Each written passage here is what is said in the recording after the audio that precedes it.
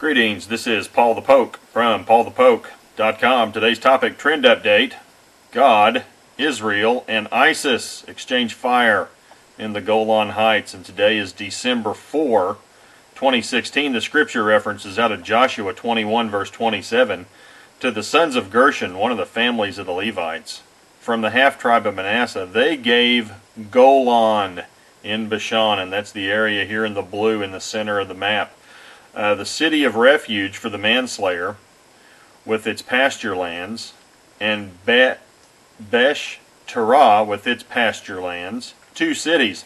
So what we have here is a picture of the Golan Heights, and up here into the north and to the east with the little red bullhorn we have Damascus, Syria, and then we have the Sea of Galilee, and then the Mediterranean out here to the west. But we got a couple of different focuses here with the Golan Heights and Damascus.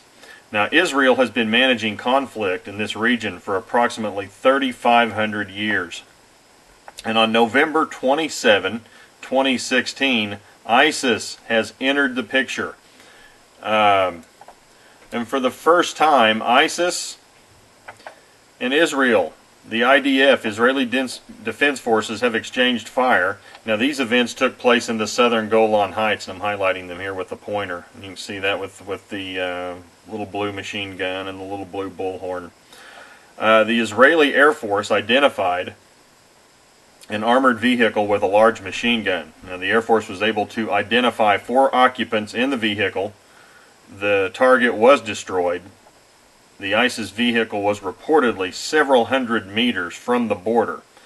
Israeli forces suffered no injuries or deaths. Multiple ISIS fighters were killed in the exchange, and that's from an article from www.haaretz.com. Move forward 3 days. November 30th, 2016, an Israeli Air Force jet hits a target near Damascus, and we have Damascus up here to the north and to the east of the Golan Heights. Now, this operation took place during the nighttime. Explosions could be heard in downtown Damascus. Now, speculation is a munition convoy was struck near Damascus. Now, this comes from a Syrian news source.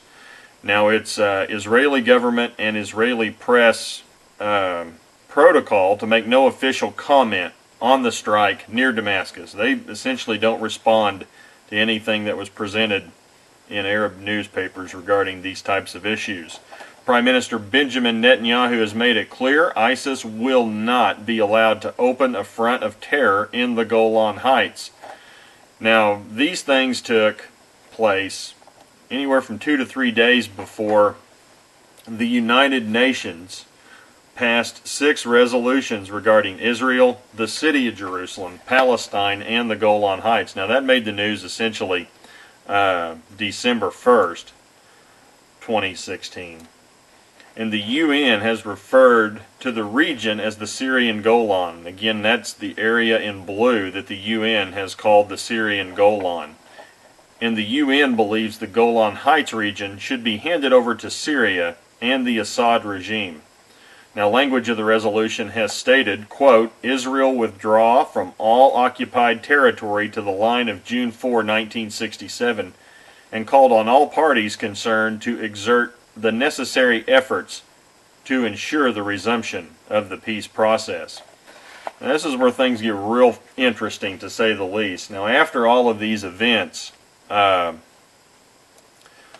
roughly December 1 or December 2, a video from the Golan Heights has emerged from Israeli Defense Forces, and multiple soldiers have captured this phenomenon.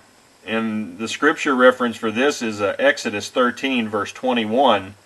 And the Lord went before them by day in a pillar of cloud to lead them along the way, and by night a pillar of fire to give them light, that they might travel by day and night.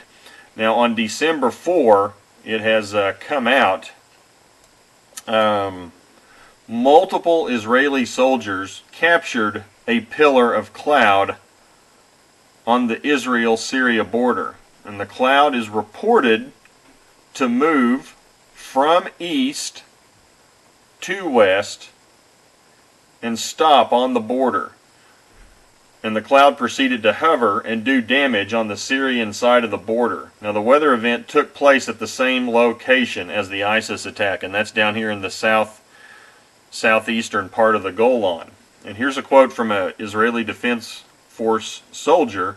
"This strange storm of what happens appears to be dust, cloud, and rain, and did not cross the border fence into Israel. It sat like a barrier between ISIS and Israel." And I've got a link provided for the video and pictures of it if anybody's interested. But they have multiple soldiers out there taking pictures and videos of this cloud, and apparently it's a unique phenomenon that doesn't happen very often in this part of the world. And the best way to describe it is the cloud is consistent with what I would describe as a menacing wall cloud of a supercell thunderstorm, as observed in the Midwest or Tornado Alley in the United States.